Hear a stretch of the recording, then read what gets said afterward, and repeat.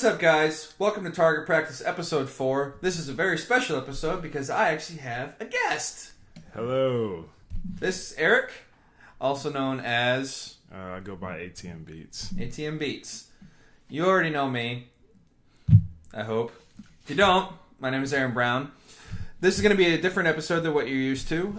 Instead of going over just a whole bunch of different things, we're going to talk about one topic in particular and something that has kind of taken over our lives and our Netflix accounts very recently. And that is... Yes, raise your hand if you're addicted. Right here. Raise two. How many times have you watched it? Just once. It's just then you only get one hand. It's just that good.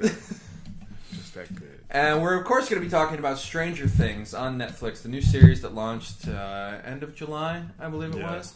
And just forewarning, this is going to be full spoiler territory, so if you have not gone and watched it yet, you are so far behind the popular culture curve, I just don't even know what to say to you.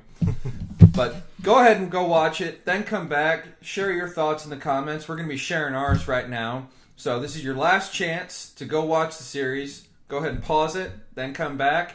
We're going to go ahead and go into spoilers now, so brace yourselves. So you obviously like it very much. You gave it 2 hands up. Yeah. What was some of your favorite parts about the series, just as overall? The first thing, being the fact that I make music, is the music, the 80s music. Oh, man. Just the music that would do John Carpenter proud. Oh, my goodness. Like, it was... Like, you could turn to... Like, I could close my eyes and just listen to the music, the soundtrack of it, and, like, I was back in the 80s, and it just gave that feeling. How long were you alive in the 80s? I'm born in 83. I mean, sheesh. Yeah, but I'm trying to get your musical taste for when you were in the 80s. Well, you have to think. I also grew up in a time when they had like the compilation CDs of the different songs, and they had the commercials with it, and like Guardians of the Galaxy. Yeah, soundtrack is a good way to get back in the 80s too. I think this one's better. I mean, the songs were more popular on that one, but this, like, just the main thing about this one is it's mostly all original music too. It is, but like, so it wasn't even. It didn't have lyrics. It would be indistinguishable from like any music actually made during the 80s. Right. So that's what. Yeah. And it didn't have lyrics either. Well, they had some licensed songs, like whenever Will and his brother were sitting in the bedroom listening to that one song over and over again, which I can't remember what it is now. What did you think of the overall story? It kept my attention. It was very 80s. It's like, if we just said it's very 80s and just left it at that. It's very okay. Let me. It is very. Let me bring it in a little more. It's very evocative to me of like E.T. Yeah. Very, very E.T. I mean, especially again, these are spoilers. You have, of course, the little girl who's found, and they even did a great callback to that, to E.T. in the very first episode with Will running out to the shed and everything. Instead of, the thing being in the shed, the thing gets him in the shed. Yeah, that is true.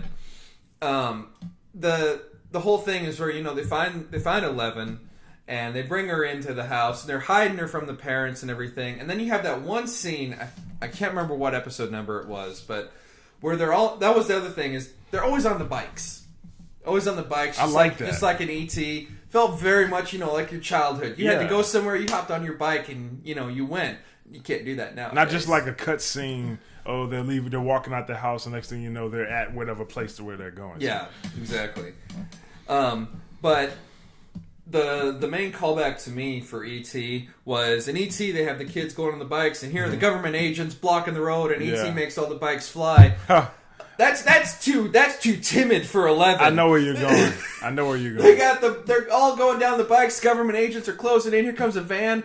11 flips the effing van over all of them, which pretty sure that wasn't in the trailers for the show, but I mean, if you didn't know that was coming, I mean, that was a pretty just unbelievable surprise to realize the extent of 11's powers. Yeah, and then that's probably not even a portion. That's not even a portion of it. That's just scratching the tiny surface of where she can go. I mean, hell, she literally the creature. So. And herself also. Or did she?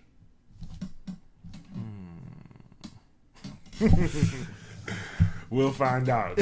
We will find out. There is conflicting reports about whether or not it has been confirmed for season 2. The Duffer Brothers have said they have plans for season 2. It's going to go a year jump after the end of season 1 and pick up there, because that will also explain why the kids are older and stuff like that.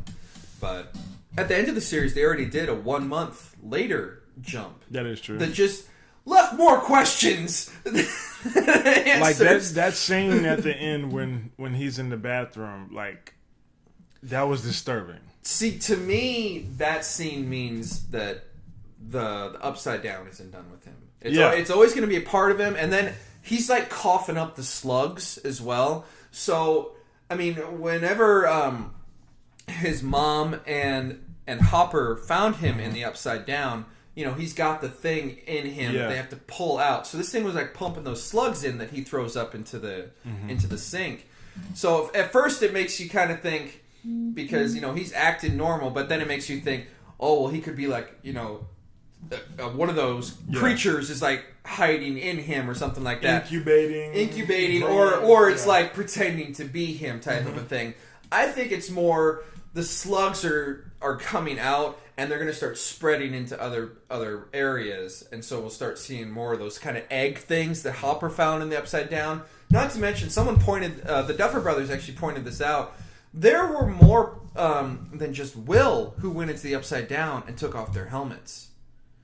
You had Nancy went into the Upside Down without a helmet, so she was breathing that in. His mom and Hopper went in there, and they all took off their helmets. So a year jump, you're going to see the Upside Down affecting more than just Will. It's affecting Will more directly because, you know, the creature had him incubating all that kind of stuff. Yeah, but I mean, do you think that necessarily, like, them actually going to the Upside Down is necessarily, like, they didn't really go into detail? Because the government people, they made a point of saying, you know, it's toxic. I know, but everyone who went into that lower level of the facility had to be wearing one of those hazmat suits. But they didn't go into well, of course they didn't go into detail because it was the first season. Yeah, they got the whole mystery setting up. Yeah, I mean, just to have a little bit more information as far as to, like, what exactly is the extent or something else to go off of. I mean, I would have liked to know. Like, even if they just touched on it, what else? Like, why is it so toxic? Like, how do you know that? Why is there only one creature in this whole entire thing, which is basically just a flip and fucked up reversal of the entire town that they're in? But think about it, like, it's not just the town. Like, how could it just be the town? Well, exactly. I mean, it's got to be the whole world. Exactly. But they're only in that one. They only show you, you know, the upside down of the town that they're in. Right. Well, that's also not that specifically, but I remember you were talking about the eggs. Which, oh my god, that was literally like a straight up a head crab egg. Yeah, and like I was when I saw that, I was like, oh my goodness, like this is just like Aliens. Of course. Yeah, I almost expected him to like just kind of stick his head in or like take his helmet off to inspect it a little closer.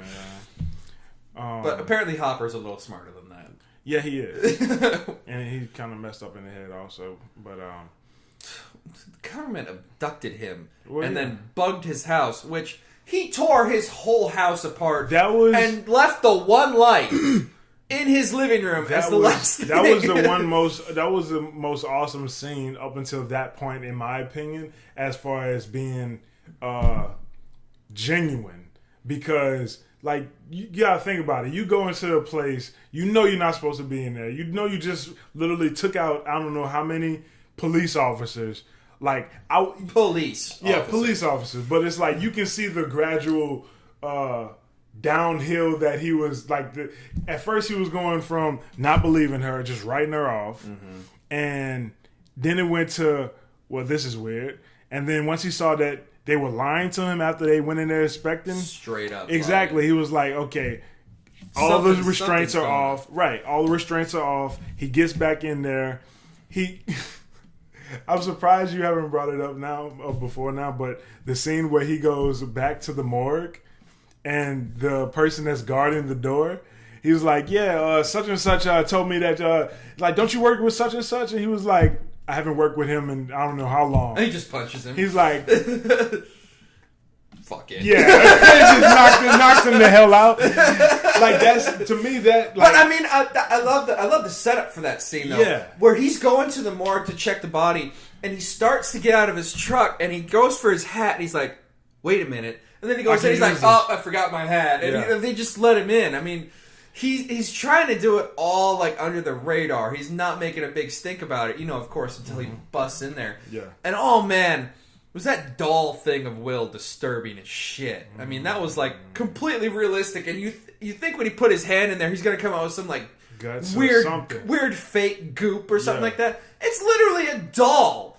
Like there's literally fluff inside of it. I didn't see that just like coming. Cotton, like. Crack open your pillow. It's a pillow or it's a mattress. It's something. Someone just stuffed it. But let's go back to the beginning, and I mean that chronologically. Uh-huh. So, of course, the story, the show itself has a lot of flashbacks that give you the backstory as you're going along, and kind of unravel the mystery as it's going. But chronologically, you have Eleven's mom, who was subjected to, the LSD kind of experiments that the government really did do. Mm-hmm. They really did do these things. And she becomes kind of catatonic while she's pregnant. She doesn't let them know she's pregnant while they're doing all these tests on her. And something goes wrong. Her brain gets fried. Mm-hmm. But they tell her, your baby died. Obviously, they took the baby, which became 11, which also begs the question, what happened to numbers 1 through 10? I didn't even think about that.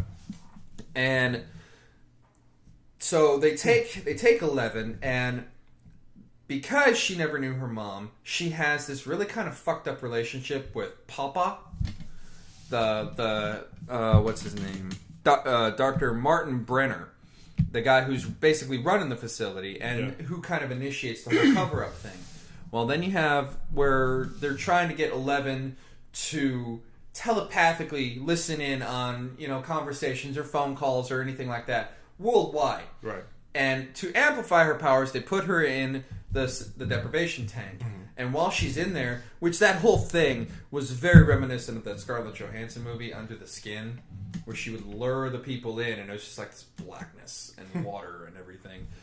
But while she's there, she discovers something else is there, right. And they go back in because they want to know what it is, and she basically unleashes the Upside Down on our world. Which, if you're there, if you use it, for one, is like at what point do you realize, besides the situation with Hopper, I'm going way too far. Because you're already using a child. For one, you lied to her mom. You're doing tests on people. Let's go even further. You're doing tests on people. You lied to somebody. With psychotropic drugs, LSD, everything like that, trying to create telepathic soldiers. Right. You lied to her mom, tell her child died, take her child, because she could potentially have powers herself, find out she has powers, and then amplify them. Right, amplify them. And I think I can't remember what was going on around the time. I mean, it was 1983, correct? Mm-hmm. So I mean, they were doing testing. Cold War. The Cold War. Cold War.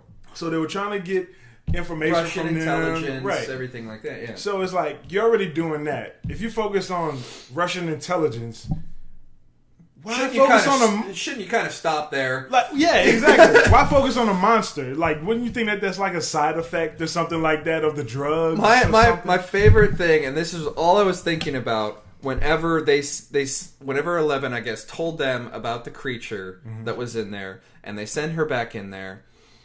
There's an episode of Doctor Who called Doomsday where the 10th Doctor, Torchwood is. They're opening up this portal, and every time they do it, it keeps ripping it a little more. Mm-hmm. And he comes in, and he's pissed. He's mad as hell. He goes, "So you find a gateway to another dimension, and instead of leaving it alone, no, let's just make it bigger." Should we leave it alone? Nah. Why do that? And of course, it literally opens a hole, which is self-healing, apparently. Uh-huh. Which is just even creepier. I mean, they rip through there, and when they send that soldier guy in, who is all G.I. Joe, I mean, he's gung-ho that he's going to go in there and he's going to kick this thing's ass. Whatever. And he goes in there, and of course, I mean, because it's the 80s and it's science fiction, he's got a tether to him, and you just see, woo, going, and then, of course, he comes back. came back with a bloody belt, I expected it to not come back like frayed or something like that. That wasn't even bloody. That was like some ooze. There was like chunks of him on there. That was terrible. And that also comes back to Will having the thing down his throat and having the slugs get in him. They had Barb. This thing captured Barb in the pool. Who nobody cares about. Screw Barb. The most off-written character.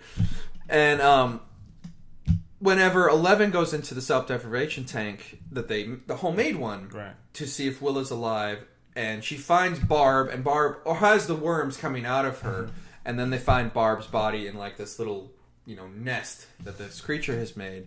I saw a couple people go, well, why doesn't Will look like that? Will survived. Yeah. He hid for so long. Barb was just fucked from the beginning. She was probably running around trying to find where the hell she was at and where to go. Remember, she was in the pool. This thing drug her into the pool, into the upside down. There's no water. And then she sees the thing like feasting on someone else. And she starts trying to climb out of the pool. She gets to the top of the ladder and does that 80s thing where she gets drug in. So, I mean, she wasn't even there for 30 seconds before this thing, turned on her. And see, we don't actually know if she actually died right then. Yeah, it obviously did not eat her, and it's unclear if who it eats versus who it tries to incubate. That's a good question. Because obviously it was eating the deer. Okay. It obviously ate the deer. But that's an animal also. Yeah, so it's carnivorous, but it's also kind of like picking and choosing. What's a good? It's kind of like almost like a. Because it has the flower head, so to me, it's more like a spore. So it looks for ways to... Healthy host? It looks for ways to spread it. And so humans are the closest to it, so it's able to spread it into them, but sense. Not into its actual food. Because, I mean, even in... I'm just going to call it purgatory. In the purgatory between the worlds where 11 is, when she sees it, it's eating something. Right. We never see what it is. It didn't look like a body. No, it literally looks like it's just... Who knows? Maybe it was like nursing one of the eggs or something. We don't know. We don't, because we don't know where this thing comes from. The eggs obviously have something to do with it. So whatever slug Will threw up at the end is going to come out somewhere. Yeah. And is that going to turn into one of those eggs? Is it going to hatch one of those flower creature things? On top of that, whenever Hopper was in the upside down and he saw the egg was already hatched. The egg was empty. Yeah, exactly. Yeah. So I'm like, where is it? Because it's obviously not going to be the creature that's in our world, because that was fully grown. Yeah. That was fully grown, and it was already in our world. It was fighting at the school. Right. It was fighting all the soldiers and literally ripping them apart. And that's where Brenner ate it. So that's a good question. That's where Brenner ate it as well. But if you pay attention to the end, they talk about how Brenner is like working with the government and everything like that. So it's like whatever facility this is that Brenner was working at, the government is trying to hide the fact that he was killed, or maybe he's not. I mean, he died. It's one of those things where he dies off screen, so he could come back. I'm pretty sure he comes back. I'm pretty sure he's dead. You think he's dead? I think he's dead because that thing was literally right over him. Okay. Well, all right. What about and I'm having a loss for words right now. The little kid, the one who was lost. Will. What about Will? I mean, Will hid. I mean, he literally grabbed him in the shed. He could have very well killed him, but he didn't. But he brought him back to the incubation thing because he was in the upside down. It's like if they're in the upside down, then it's I need these become hosts. If he's in our world, they're food. Or it's just this is something in the way of what I'm trying to get to. Because the soldiers were attacking him, so it's kind of defensive. Yeah. So it was on the offensive, and it was attacking the soldiers who were shooting him. Wasn't the doctor shooting him also? Brenner? I thought he had a gun. No, he was just kind of standing there. Oh, okay. Because I think he got knocked down, and then he just kind of stood up right there in front of it. Well, that's dumb. The kids ran. I mean, it's right there in front of him. If he tries to run, it's just going to grab him on the shoulder anyway. Face your death. Yeah. You deserve it. For all the fucked up things he did, yeah. So I wanted to talk about the acting, which I mean, just God bless the casting agent who found these kids. Wherever you are, God bless you. God bless you.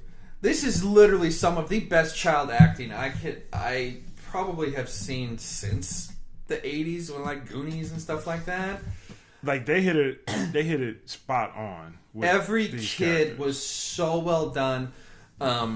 Like you have Mike, Levin, Dustin, Lucas, and Will. Will was off screen for about 75% of the whole show, maybe more. But all of the kids looking for Will, oh my God, they're all fantastic. I mean, there came a point where, I mean, I don't like saying it, but I hated Lucas for a while. You did? I hated him because he was so against Levin and so against Mike. I was like, you little fucker. No, I was conflicted with Lucas also because it was like he's on her ass. He is, but like he's in her face for every little thing. But you have to think about it. You like look at the situation like in other 80s movies they had somebody like him. Also, like you can even apply to say, and you may disagree or not, but like the Ninja Turtles. I mean, you have the four brothers. Exactly. He's Raph. Exactly. Yeah. So like he's like you have the voice of reason, you have the guy who thinks everything through, then you have Raph. The person is like, I'm not taking no shit. Everything's instinctual and it has to be, on point. Exactly. I completely get that. I really do. But I mean, he was on her ass. even when you, the thing is though, even when you hated Raph, you still liked Raph because in some ways he was also the voice of reason, because sometimes Leo would tend to overthink things, and that's why they clashed. But I mean, like you said, Lucas was just on her ass. That's the best definition for the whole thing. I mean, he was literally like every little thing. He was just picking at her.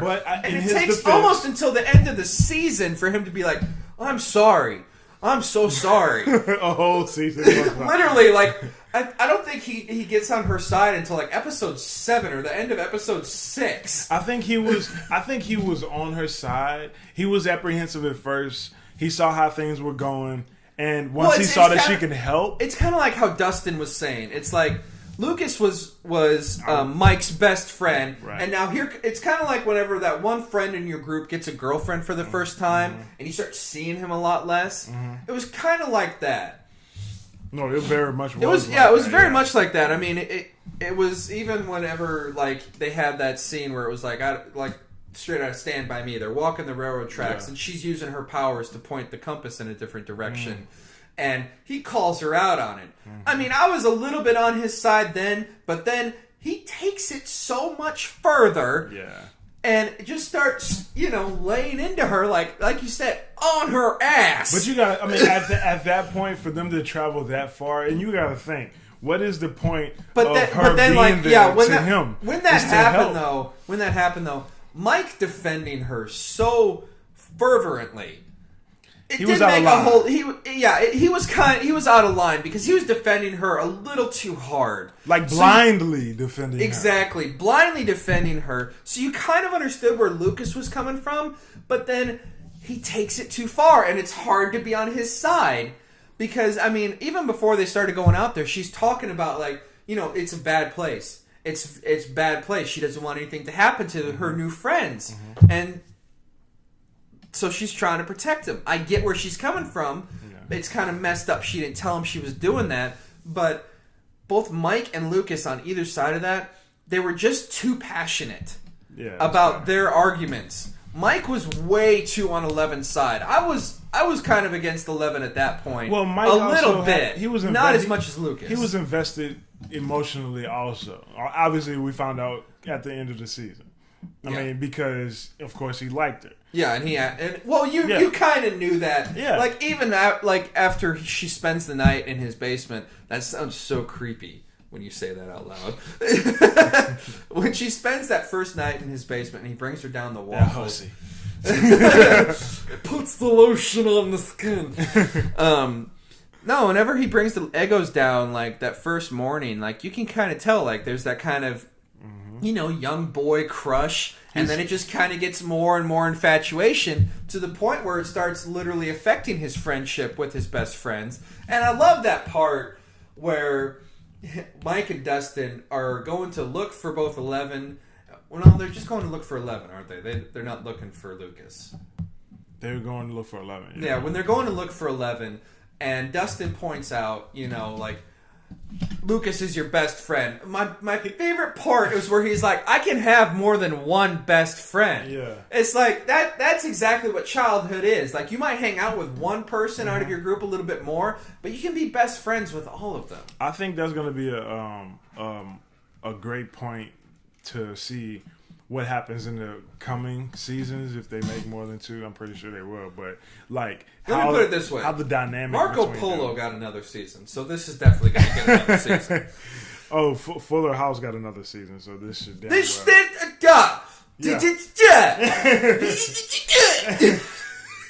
yeah, it'll be very interesting to see how the dynamic. I don't want to live in a world where Fuller House gets another season, but this doesn't.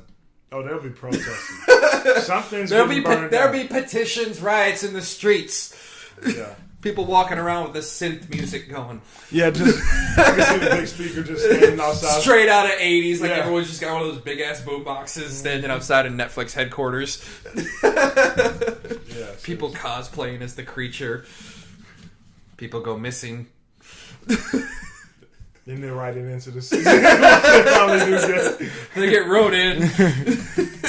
But yeah, I mean that dynamic as far as a friendship is like had, and I can't really compare it to like Stand By Me or even Goonies or anything like that, other than the fact that they were 80s movies. But that's what's great about this is it manages to stand on its own. This was made in 2016, exactly, and it could have been made in the 80s, in 1983, and like the attention that it's getting with how everything is right now, like I can only imagine how it is once it actually does come out with a second season. But it'd be like when Daredevil came out with another season. Oh, seriously, man. But yeah, that dynamic between the friendship, yeah, you can have more than one best friend, and I love that part also because it's like, okay, look, let me shoot you straight. All the extra stuff out of the way. Look, I'm gonna talk to you straight because I'm your friend. Like, he's mad because of this reason. Yeah. You are like, I'm not acting different. Like, bro, you're acting different. Yeah. Like, let me just point this out to you. Right exactly. And like lay it on the line. That was good because like that wouldn't have happened if they were all three together. Because there was so much. Because they would not have. Because they wouldn't want to talk about it. No, they wouldn't talk about it. Yeah. Which also comes back to kind of modern day storytelling, in which the characters takes them a long time to finally talk things out, and you know they had the whole shoving match, and he's like, "Well, you have to shake first. And that was another point where they go to, because that's what started it. They went to look for 11, and they went to get Lucas, and they did the shake and everything, and Lucas just straight up fuck you, and I hated him even more. Because he was hurt. He was so against 11. Like, oh, you're going to look for her? Well, screw you guys. Then I'll go look for Will by myself. You know, there's something out there, and obviously 11 was scared of it. And 11 has powers. Do you really think going off on your own is a good idea? But he's also a kid.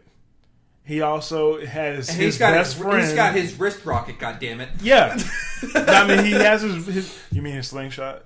He called it wrist rocket. Slingshot. It's a slingshot, yeah. Yeah, they had a name for it. I know, but they went back and forth also like we were. Well, doing. Yeah, because Lucas was so proud it was a wrist rocket, and everyone else is like, it's a slingshot, dude. But, except for whenever the creature was coming at him in the classroom, then they're like, get the wrist rocket! You know, that's crazy how they made it seem in the classroom whenever he hit him with that last one. You knew that's not what was happening. But you still kind of cheered a little bit. The expression on their face whenever he saw it hit him, and he knocked him exactly against the chalkboard. Everyone was like, and then 11 comes walking out all badass. Exactly. And he was like, man, he probably got that slingshot on his wall mounted and everything. like seriously. He probably got it mounted on his wall. I'm serious.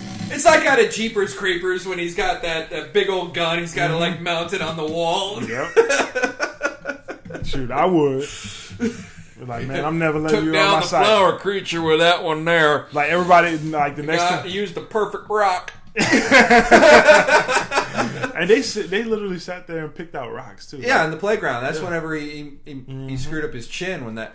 Which, oh my God, is that what bullies were like back in the 80s? I'm pretty sure, bro.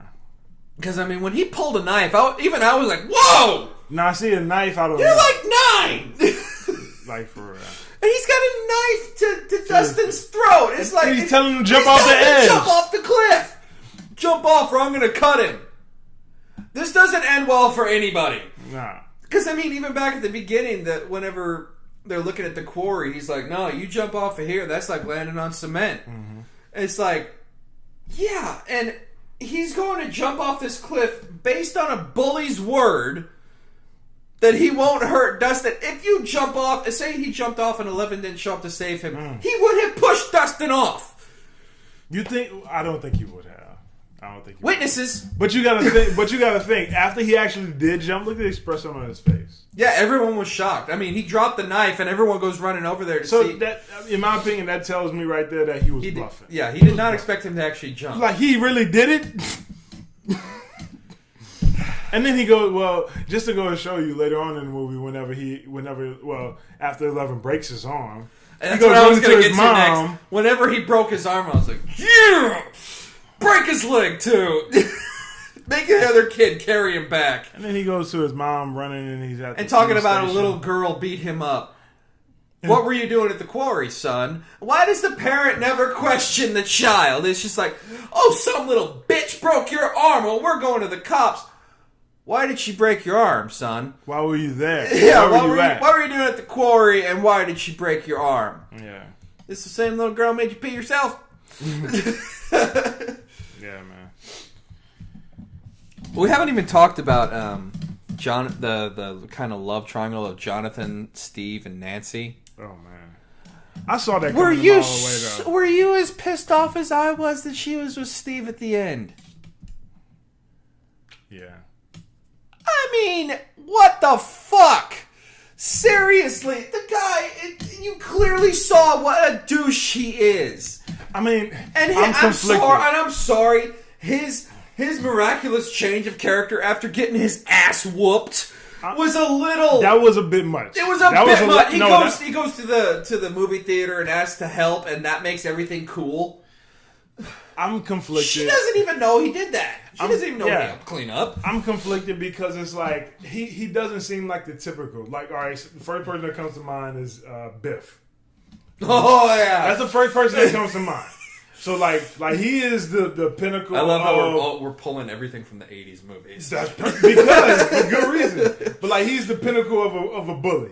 I mean Michael J. Fox breaking the camera. Yeah. I mean, the camera breaking scene. That scene so drawn out and so torturous, and then he just smashes it, and it's like, was that necessary? It wasn't really necessary, and the way he's taunting Jonathan about it too. Mm-hmm. I mean, that's the other thing is we really don't know what happened with Jonathan, why he isn't in school, and why he's this kind of like social outcast. It was never really explained. They kind of touched on it a couple times, but it wasn't really connected together of why, he's ostracized from all the other kids at school, why he doesn't go to school, and why everyone seems to know this huge secret. Whenever he's in there hanging up the posters like, have you seen Will? Everyone's talking about him. Like, everyone knows, but we don't. Everyone's kind of like, oh my God, there's Jonathan. Oh my God, did you see Jonathan? Should we go say something? And like Nancy goes over and is like, oh, I'm sorry about your missing brother and everything, and that was it. And then like, of course, the conspiracy widens. Yeah. But I mean, they had such good kind of chemistry, Jonathan and Nancy, and like he said, like when they were walking through the woods, like she says, well, what did you see when you took my picture? And he's like, someone who's desperately trying to fit in somewhere where she doesn't feel comfortable and everything. And he read her like a book. Literally laid it out. And she still ends up with Steve at the end. But it can't. I mean, it's the first season, first of all. So, but that's skipping ahead a whole month. That's true, but it still is the first season. I mean, you have to think about it. Would the anticipation for the next season or the want be as big as it is had they not had that scene in the bathroom with Will showing the upside down, or and if they showed him with, if showed her with him, as opposed to the douchebag. Well, that's not even the tip of the iceberg for the season 2 little hints that they dropped at the end. Mm-hmm. Because at the end, after they rescue Will, and Hopper goes outside, this government truck or car pulls up, and he gets in, and then you don't see anything from him. Skips to a month later. What happened? That's the Hushmobile. Pretty much. And then he's got the newspaper clippings of the boy who came back to life. Will was literally dead for like a week before they brought him back. How was that explained? And like, just what is Hopper's new position with the government? Like, how does he know that Eleven's still out there when he brings the food out to that little box in the woods and even puts the Eggos in there to let you know this is for 11 because Eggos are her favorite food, which who can blame her?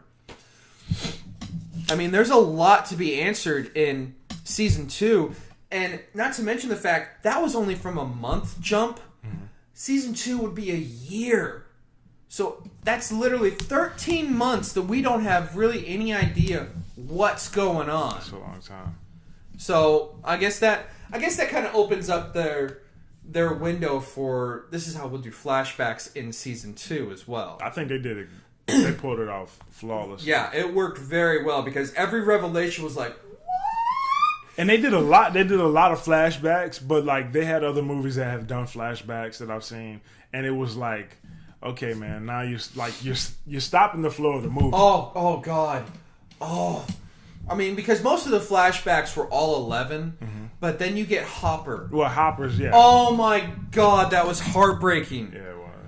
Oh, because they talk about like he lost his daughter and everything, and he tells the teacher, oh, she lives in the city with her mom, and then that person comes up and goes, oh no, she died, and you're like, what happened? And then like you get that revelation when he goes into the upside down, and it's just like, oh God, like now you understand why he's like that. You know why I thought? All right, there was two things. So like you can very clearly see the progression of Hopper's heart from the beginning of the movie, like I was saying before, as far as him not caring. Like he didn't he's just care in a position exactly and doesn't care. Like he even says like whenever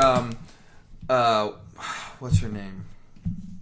Whenever Joyce comes in, and the secretary's telling him, "Oh, well, Joyce Byers is in your office. Says her son is missing." He's like, "Nope, don't care until after my coffee." Yeah, there's a kid missing. He didn't care. Everybody had fantastic character arcs. Like you cared about everyone except Lucas for like 90% of the fucking thing. But yeah, he went from not caring at all to like wondering what the heck was going on. Straight up taking on the government to get this boy back. And then he was like fully invested. And you can tell in his actions that it went from just him doing his job and him, okay, now I care about my job. I want to find this kid, to something, me finding this kid is going to give me something back about my own child. Exactly. It's going to give me some closure. Like you could really tell in his actions. I mean, and that whenever they did the callback, whenever he's trying to do the CPR and the callback to her on the bed, oh my God, like I was almost in tears. Man. Oh. Anything else you wanted to bring up? Any other thoughts? No. I think that'll be a good place to end it. Would you have like a top 10 of what we want to know in the coming season? Like these things need to be answered in the coming season. We'll do that for another episode. Yeah. You know what? Before season 2 comes out, we'll do that. Like our predictions for season 2 and what we hope to see in season 2. Okay. So probably they're doing the year jump, so it'll probably be about a year before we get the new season, because TV is a lot quicker turnaround than movies. So Netflix, make it happen, please, or we'll riot. But thank you guys. Thank you, Eric. No problem, man. Good to have someone on instead of just me talking to myself. If you made it this far and haven't watched Stranger Things, I am terribly sorry to have spoiled everything for you, but I encourage you to go watch it anyway, just to see how everything pieces together. And if you have watched it, go watch it again.